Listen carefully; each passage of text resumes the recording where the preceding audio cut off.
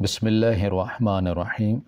السلام علیکم۔ اپنی نئی نویلی دلہن کو ہاتھ لگاتے ہوئے بھی مجھے خوف آ رہا تھا۔ بات ہی کچھ ایسی تھی کہ میری جان نکل رہی تھی۔ مجھے ڈر تھا کہ کہیں آج کی رات بھی میری زندگی کی بدترین رات نہ بن جائے، اور بس اسی لیے میں کچھ فاصلے پر بیٹھا اسے خاموشی سے دیکھ رہا تھا۔ جب کچھ لمحے اسی طرح خاموشی سے بیٹھے بیٹھے گزر گئے تو میری بیوی رمشا نے خود ہی میری طرف ہاتھ بڑھایا اور میرے ہاتھ کو پکڑ لیا۔ اس کی اس حرکت پر میرے ہاتھ کانپنے لگے۔ میں نے جلدی سے اپنا ہاتھ چھڑوایا، وہ ہنس دی اور کہنے لگی، آپ تو مجھ سے بھی زیادہ شرما رہے ہیں۔ میں نے ہچکچاتے ہوئے کہا کہ شرمانے کی بات نہیں ہے رمشا، تم جانتی ہو نا کہ شادی کی رات کیا ہوتا ہے، بس اسی لیے مجھے تھوڑا سا ڈر لگ رہا ہے۔ میں تمہارے ساتھ ایک ہی بستر پر نہیں سونا چاہتا، اگر تمہیں برا نہ لگے تو میں صوفے پر چلا جاؤں۔ میری بات سن کر رمشا نے فوراً انکار میں سر ہلا دیا اور کہنے لگی کہ نہیں، ایسا بالکل بھی ممکن نہیں ہے، وہ آج کی رات میرے ساتھ گزارنا چاہتی ہے۔ رمشا دوسری لڑکیوں کی طرح شرمیلی بالکل بھی نہیں تھی، جو اس کے دل میں ہوتا وہ صاف لفظوں میں کہہ دیتی تھی، اور ابھی بھی اس نے بڑے ہی کھلے ڈھلے الفاظ میں اپنے جذبات کا اظہار کر دیا تھا۔ کہہ رہی تھی کہ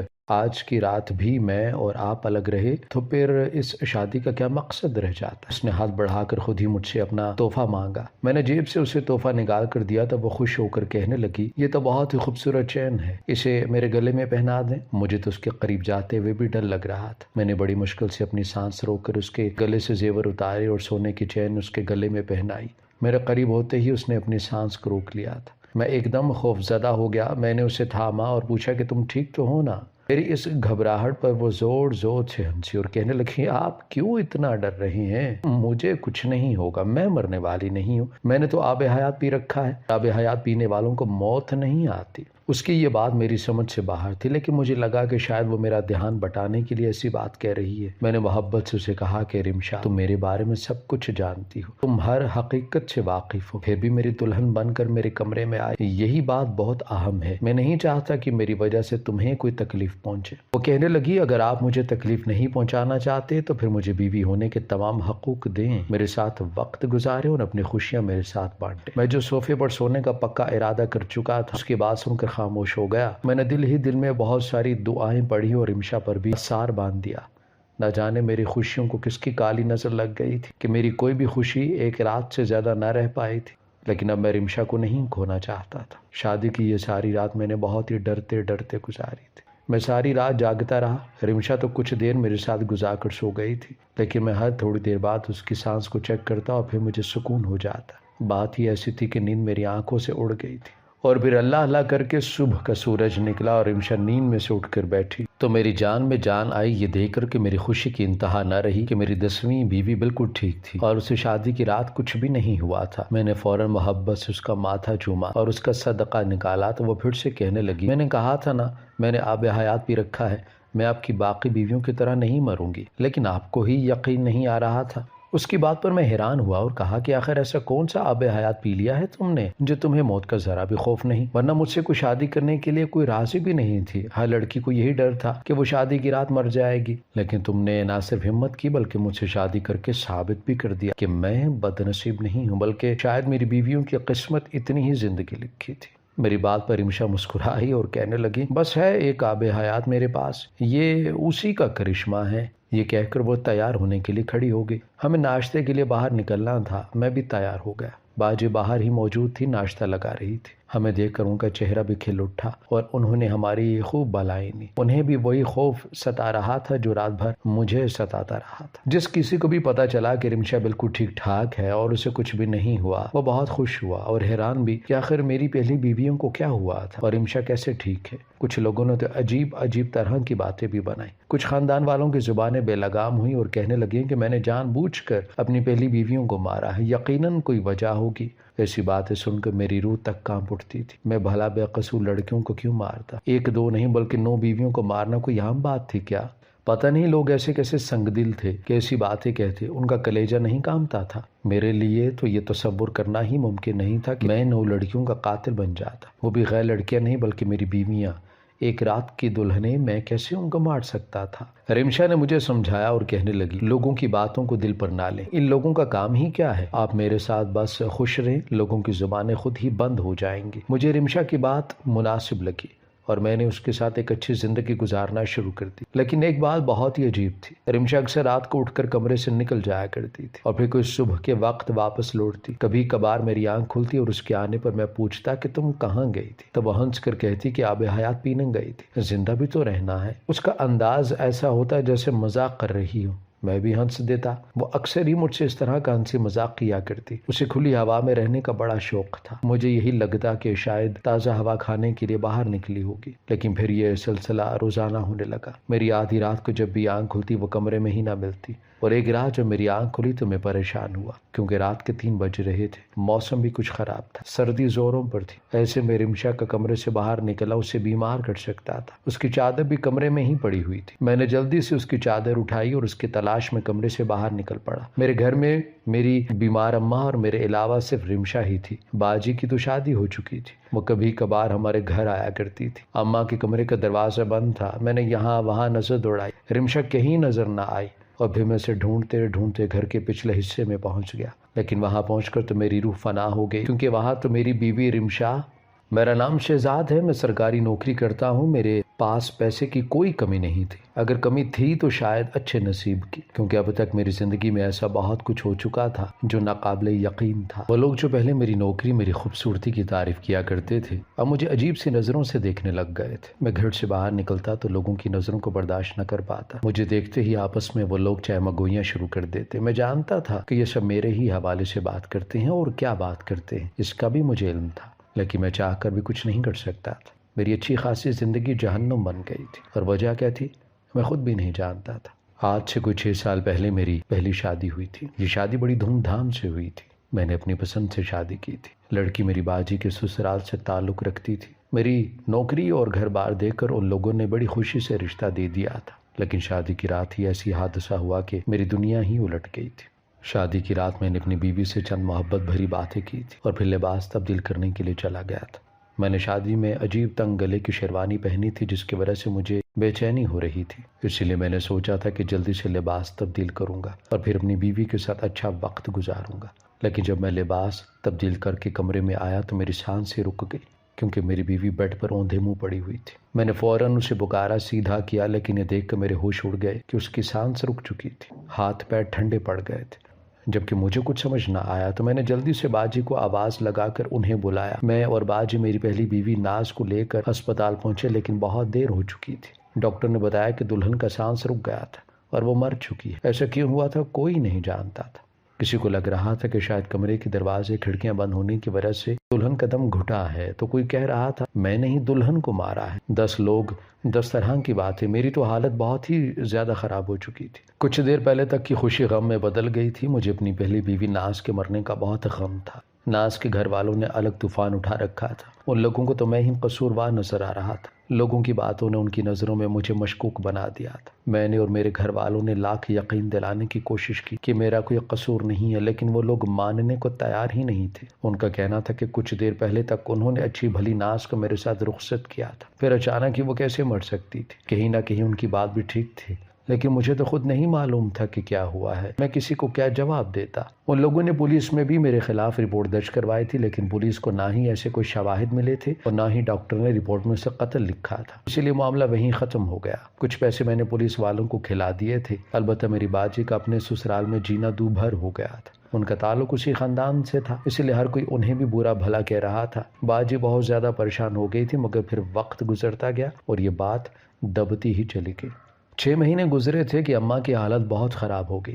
وہ سارا دن بستر پر پڑی رہتی، گھر میں کوئی اور تھا نہیں جو ان کی دیکھ بھال کرتا، اور ایسے میں باجی نے کہا کہ ہمیں پھر سے شہزاد کی شادی کر دینی چاہیے۔ یہ بات سن کر میں نے کانوں کو ہاتھ لگایا اور کہا کہ اب مجھے شادی نہیں کرنی، پہلے ہی جو کچھ ہو چکا میں بہت پریشان ہوں۔ باجی نے مجھے سمجھایا کہ ناز کی قسمت میں اتنی ہی زندگی لکھی تھی، تم اب اس بات کو دل سے نہ لگاؤ اور دوسری شادی کے بارے میں سوچو۔ اماں کو کسی کے ساتھ کی ضرورت ہے۔ باجی کی بات صحیح تھی، اسی لیے میں نے کہا کہ ٹھیک ہے، آپ لڑکی خود دیکھ لیں۔ باجی نے لڑکیاں دیکھنے کا سلسلہ شروع کیا، اور یہ خبر جب چچی کے گھر تک پہنچی تو وہ چلی آئی، کہنے لگیں کہ رمشا کی شادی شہزاد سے کر دو۔ مجھے کوئی اعتراض نہیں، لیکن باجی نے صاف انکار کر دیا، کہنے لگی کہ ہم رمشا کو گھر کی بہو نہیں بنا سکتے، یہ بات پہلے بھی ہو چکی ہے۔ یہ سن کر چچی کے چہرے کا رنگ تو اتر گیا۔ وہ کہنے لگیں کہ میری رمشا میں کیا برائی ہے جو تم نے پچھلی دفعہ بھی انکار کر دیا تھا اور اس دفعہ بھی منع کر رہی ہو؟ باجی نے کہا کہ ابا مرحوم کہا کرتے تھے کہ خاندان سے لڑکی نہیں لانی ہے، اس طرح دوہرے رشتے بنتے ہیں اور پھر کوئی رشتہ باقی بھی نہیں بچتا۔ بس میں اپنے ابا مرحوم کی بات کا مان رکھ رہی ہوں۔ باجی کے دو ٹوک انکار پر چچی واپس چلے گئی اور انہوں نے پھر کوئی بات نہ کی۔ باجی نے خود ہی لڑکی دیکھی اور میری شادی کروا دی۔ بہت کم لوگوں کی موجودگی میں یہ شادی ہوئی تھی۔ میں نے خود بھی زیادہ کسی کو نہیں بتایا تھا۔ مجھے لگا تھا کہ شادی کے کچھ دنوں بعد خود ہی سب کو پتہ چل جائے گا، لیکن جس طرح یہ خبر دنیا والوں کو پتہ چلی اس نے مجھے بھی ہلا کر رکھ دیا۔ میری دوسری بیوی بھی شادی کی رات ہی اللہ کو پیاری ہو گئی تھی۔ اس کا بھی سانس رکا تھا اور دم گھٹنے سے انتقال ہو گیا تھا۔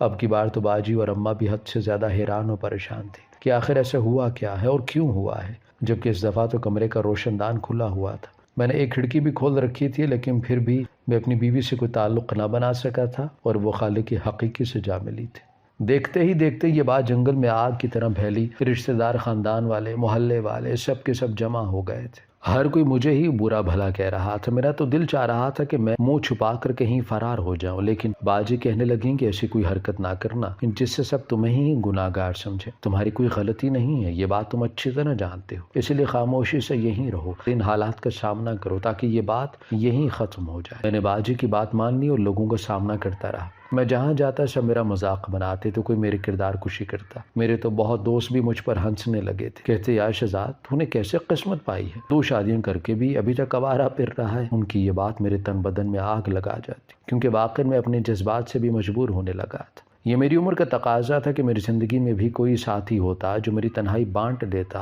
اور جو 2 حادثات ہو چکے تھے اس سے تو میری تنہائی مزید بڑھ گئی تھی۔ کچھ عرصے بعد باجی نے غریب لڑکی دیکھ کر میری تیسری شادی کروائی، لیکن اس کے ساتھ بھی یہی ہوا۔ میرا تو شادی سے دل ہی اچاٹ ہو گیا تھا اور مجھے یقین تھا اب مجھے کوئی بھی لڑکی نہیں دے گا، لیکن پھر بھی باجی نے ہمت نہ ہاری اور وہ ایک کے بعد ایک کہیں نہ کہیں سے غریب لڑکیوں کو تلاش کر کے میری شادی کرواتی رہی۔ بس میں شادی کی رات کمرے میں جاتا، کچھ وقت اپنی بیوی کے ساتھ بات ہی کر پاتا اور وہ سانس رکنے سے مر جاتی۔ میں نے بہت وجہ تلاش کرنے کی کوشش کی، لیکن کوئی وجہ سمجھ نہ آئی۔ کبھی میں کمرے کے دروازے کھڑکیاں کھلی رکھتا کہ سانس لینے میں تکلیف نہ ہو، تو کبھی فوراً سے ہی اپنی دلہن کو پانی پلاتا، مگر میری کوئی ترکیب کام نہ آتی اور میری بیوی سانس رکنے سے مر جاتی۔ میں اس قدر بدنام ہو چکا تھا کہ میں نے اپنے ابا کا گھر چھوڑ کر کرائے کا گھر لے لیا تھا اور اپنے پرانے گھر سے بہت دور چلا آیا تھا، لیکن بدنامی تھی کہ پیچھا ہی نہیں چھوڑتی تھی۔ جہاں جاتا لوگوں کو میرے بارے میں فوراً پتہ چل جاتا اور ہر کوئی مجھے دیکھ کر ہنسنے لگتا۔ میری 9 بیویاں مر چکی تھیں اور جب 10ویں شادی کی باری آئی تو کوئی مجھے لڑکی دینے کو راضی ہی نہیں تھا۔ جہاں باجی میرے رشتے کی بات کرتی وہ لوگ ہاتھ جوڑ دیتے اور کہتے کہ خدا کے واسطے اپنے بیٹے کا رشتہ اپنے پاس رکھو، ہمیں اپنی بیٹی کی زندگی بہت عزیز ہے۔ باجی خالی ہاتھ واپس چلی آتی۔ اسی طرح پورے 6 سال ہو چکے تھے۔ چچی کا ہمارے گھر اب بھی ویسے ہی آنا جانا تھا، رمشا بھی ساتھ آتی جاتی تھی۔ ایسے ہی ایک دن باجی گھر آئی، اماں کی حالت بہت خراب تھی، چچی بھی بیٹھی ہوئی تھی۔ باجی روتے ہوئے کہنے لگیں کہ پتہ نہیں شہزاد کے نصیب میں کیا لکھا ہے، اب تو لگتا ہے کہ کوئی اسے لڑکی ہی نہیں دے گا۔ باجی کی بات سن کر چچی مسکرائی اور کہنے لگی میں نے تو پہلے ہی کہا تھا کہ میری رمشا سے شادی کر لو، لیکن تم لوگوں نے بات ہی نہیں سنی۔ اب دیکھو تو میری رمشا کا اتنی اچھی جگہ سے رشتہ آیا ہے، تمہارے چچا بس کچھ ہی دنوں میں ہاں بھی کر دیں گے۔ ابھی بھی وقت ہے، سوچ لو۔ اگر شہزاد کی شادی رمشا سے کروانا چاہتے ہو تو مجھے کوئی اعتراض نہیں ہے۔ شہزاد اپنے گھر کا بچہ ہے، میری بیٹی آنکھوں کے سامنے رہے گی، مجھے اور کیا چاہیے۔ چچی کی بات سن کر باجی بالکل خاموش ہو گئی۔ وہ حیران بھی تھی اور پریشان بھی کہ سب کچھ جاننے کے باوجود بھی چچی کیسے رمشا کا رشتہ دینے کو راضی ہیں۔ پہلے ہی میری 9 بیویاں مر چکی تھی، بھلا کوئی بھی لڑکی میری 10ویں بیوی بننے کی خواہش کیوں رکھتی، اور پھر چچی کو کیوں اپنی بیٹی کی زندگی کی پرواہ نہیں تھی؟ یہی سوال باجی نے چچی سے پوچھے تو چچی کہنے لگی مجھے خدا کی ذات پر بھروسہ ہے، اگر اس نے میری بیٹی کی زندگی رکھی ہوگی تو وہ زندہ رہے گی۔ باجی کو پتا تھا کہ اب اتنی آرام سے مجھے رشتہ نہیں ملے گا، اسی لیے انہوں نے ابا مرحوم کی باتوں کو ایک طرف رکھا اور میرا رشتہ رمشا سے طے کر دیا۔ رمشا بہت ہی خوبصورت اور پیاری لڑکی تھی، ہم دونوں کی ہمیشہ سے اچھی دوستی تھی، لیکن میں نے کبھی یہ نہیں سوچا تھا کہ وہ میری بیوی بنے گی، اور خاص کر ان حالات میں۔ اس لیے میں نے باجی سے کہا کہ ایک دفعہ آپ پھر سوچ لیں آپ۔ باجی کہنے لگی میں کیا سوچوں گی، چچی کو اعتراض نہیں تو ہم کیا اعتراض کریں گے، تم بھی دل سے سارے وہم اور خدشات نکال دو، کچھ نفلی روزے رکھو اور پھر رمشا سے شادی کر لو، سب کچھ بہتر ہو جائے گا۔ رمشا چچی کی اکلوتی بیٹی تھی، انہوں نے صاف کہا کہ وہ دھوم دھام سے شادی کریں گے، اور ایسا ہی ہوا۔ لوگوں نے بہت باتیں بنائی، لیکن اس کے باوجود بھی چچی نے رمشا کو بہت دھوم دھام سے میرے ساتھ رخصت کر دیا تھا۔ باجی نے رخصتی کے بعد رمشا کو کمرے میں بٹھایا اور مجھے کمرے میں جانے کا کہنے لگی، لیکن میں نے صاف انکار کر دیا۔ یہ میری 10ویں شادی تھی اور مجھے کمرے میں جانے کے نام سے خوف آ رہا تھا۔ اب تک کہ جو کچھ ہو چکا تھا وہ اس قدر خوفناک تھا کہ میرا دل بری طرح ڈر رہا تھا، میرے ہاتھ پاؤں کانپ رہے تھے۔ میری بڑی بہن نے میری ایسی حالت دیکھی تو کہنے لگی، پریشان نہ ہو، سب ٹھیک ہو جائے گا۔ اپنی بہن کی شکل دیکھ کر میں اداسی سے مسکرایا اور کہا کہ باجی اب کیا ٹھیک ہوگا؟ کیا آپ نہیں جانتے کہ اب تک کیا کچھ ہو چکا ہے؟ مجھے بالکل بھی اچھے کی امید نہیں ہے۔ اس دفعہ تو مجھے اور بھی زیادہ ڈر لگ رہا ہے کیونکہ میں رمشا کو کھونا نہیں چاہتا۔ باجی نے محبت سے میرے سر پر ہاتھ رکھا، وہ ڈھیروں دعائیں دینے لگی، کہنے لگی کہ میں تمہارے حق میں دعا کروں گی، تم پریشان نہ ہو، جاؤ رمشا تمہارا انتظار کر رہی ہے۔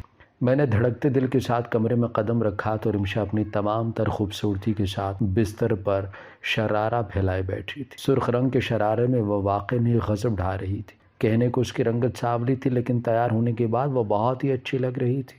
میں بستر پر اس نے تھوڑا سا دور ہو کر بیٹھا اور اپنے ہاتھوں کی انگلیاں مسلنے لگا۔ وہ میری طرف دیکھ کر مسکرائی اور کہنے لگی، کیا بات ہے شہزاد، کیا کوئی پریشانی ہے؟ میں نے کچھ دیر خاموشی سے اسے دیکھا اور کہا، کیا تم نہیں جانتی ہو کہ مجھے کیا پریشانی ہے؟ تم اچھی طرح معلوم ہے نا کہ میری یہ 10ویں شادی ہے اور آج تک کیا کچھ ہو چکا ہے۔ رمشا مجھے دیکھ کر مسکرائی اور کہنے لگی، آپ فکر نہ کریں، اب کی بار ایسا کچھ بھی نہیں ہوگا۔ میں بڑی ڈھیٹ ہوں، مجھے کوئی نقصان نہیں ہو سکتا۔ آپ نے آب حیات کا نام سنا ہے؟ بس میں نے وہی آب حیات بھی رکھا ہے۔ میں مرنے والوں میں سے نہیں اور اتنی آسانی سے تو آپ کا ساتھ بھی نہیں چھوڑوں گی۔ ویسے ہی بہت مشکل سے تو یہ ساتھ ملا ہے۔ میں نے ناسمجھی سے اسے دیکھا تو اس نے خود ہی بڑی بے باکی سے میرا ہاتھ پکڑا اور کہنے لگی، شہزاد اتنی فکر نہ کریں، کچھ نہیں ہوگا۔ آج کی رات ہماری زندگی کی خوبصورت ترین رات ہے۔ کیا آپ اسے وسوسوں اور اندیشوں کی نظر کرنا چاہتے ہیں؟ مجھے تو لگا تھا کہ آپ میرے لیے تحفہ لائیں گے۔ تحفہ میں لے کر آیا تھا، میں نے فوراً اسے تحفہ دیا۔ وہ خود ہی مجھ سے باتیں کرنے لگی۔ تھوڑی ہی دیر میں ہمارے درمیان تعلق بھی بن گیا۔ ہم دونوں ایک دوسرے کو پا کر خوش بھی ہو گئے تھے، لیکن مجھے نیند نہ آئی۔ میں ساری رات جاگتا رہا، اسے دیکھتا رہا۔ وہ تو کچھ ہی دیر بعد سو گئی تھی، لیکن مجھے سکون نہیں آ رہا تھا۔ اور جب وہ صبح تک بالکل ٹھیک ٹھاک رہی تو میرے سارے خدشات دور ہو گئے۔ شاید خدا نے اسے ہی میرے نصیب میں لکھا تھا۔ ہر کوئی اسے زندہ دیکھ کر حیران تھا۔ میں نے اب سب کی باتوں کی پرواہ کرنا ہی چھوڑ دی تھی۔ میری بیوی میرے ساتھ خوش تھی، میرے لیے یہی کافی تھا۔ بہت سارے دن ایسے ہی تیزی سے گزر گئے تھے۔ باجی اب اپنے گھر میں رہنے لگی تھی۔ اماں کو بھی رمشا نہیں سنبھال لیا تھا، لیکن جو بات عجیب تھی وہ رمشا کا راتوں کو اٹھ کر کمرے سے باہر نکل جانا تھا۔ اور پھر ایسی ایک سردی کی رات میں جب رمشا کی فکر کرتے ہوئے میں اس کے پیچھے گیا، یہ دیکھ کر میری جان نکل گئی کہ میری بیوی آدھی رات کو بیچ کمرے میں بیٹھی تھی۔ یہ ایک سٹور نما کمرہ تھا جس میں کچھ پرانا سامان رکھا ہوا تھا۔ ہمارا گھر کافی بڑا تھا، لوگ کم تھے، اسی لیے بہت سے کمرے بند تھے۔ یہ ایسا ہی کمرہ تھا۔ رمشا نے بیچ کمرے میں بیٹھ کر اپنے ارد گرد دیے جلائے ہوئے تھے اور پتہ نہیں وہ کیا کچھ پڑھ رہی تھی۔ اس کے بال کھلے ہوئے تھے، آنکھیں بند تھیں اور وہ تیز تیز جھوم رہی تھی۔ میں نے بے اختیار ہی اس کا نام لے کر اسے پکارا تو اس نے آنکھیں کھول لی، گھبرا کر مجھے دیکھا اور کہنے لگی، آپ کیوں آئے ہیں؟ واپس چلے جائیں۔ میں نے رمشا سے پوچھا، یہ سب کیا ہے؟ تم آدھی رات کو یہاں کیا کر رہی ہو؟ میری بات سن کر وہ ہنسی اور کہنے لگی کہ وہی کر رہی ہوں جو مجھے کرنا چاہیے۔ میں نے ناسمجھی سے اسے دیکھا تو وہ کہنے لگی، میں تم سے بہت محبت کرتی ہوں شہزاد، یہ سب کچھ میں نے تمہیں پانے کے لیے کیا ہے۔ کتنی بار میری ماں نے میرا رشتہ تمہاری باجی کے آگے رکھا، لیکن تمہاری باجی ٹھکراتی چلے گی۔ میں نے طبع لفظوں میں تم سے محبت کا اظہار بھی کیا، لیکن شاید تم میری بات کو سمجھ ہی نہیں سکے، اس لیے مجھے اس کالے جادو کا سہارا لینا پڑا۔ میں نے ہر رات تمہیں پانے کے لیے خطرناک کالا جادو کیا۔ تمہاری بیوی ایسی جادو کی وجہ سے مرتی چلے گی۔ مجھے یقین تھا کہ ایک نہ ایک دن جب تمہاری باجی کو تمہارے لیے کوئی رشتہ نہیں ملے گا تو وہ مجھے ہی تمہارے لیے چنیں گی۔ اور دیکھو تمہاری بہن کیسی خود غرض نکلی۔ تمہاری پہلی بیوی کے طور پر تو اس نے مجھے نہ چنا، لیکن 10ویں بیوی کے طور پر مجھے ہی چن لیا۔ اب مجھے ساری زندگی یہ جادو کرنا ہے تاکہ میں تمہاری بیوی بنی رہوں، کیونکہ جو ایک بار یہ جادو شروع کرتا ہے وہ اسے ختم نہیں کر سکتا۔ میں نے یہ سب کچھ صرف اپنی محبت کو پانے کے لیے کیا ہے۔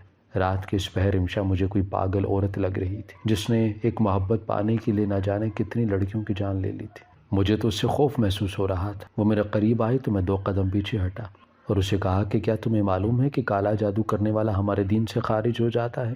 اگر تم مسلمان نہیں ہو تو میری بیوی کیسے ہو سکتی ہو؟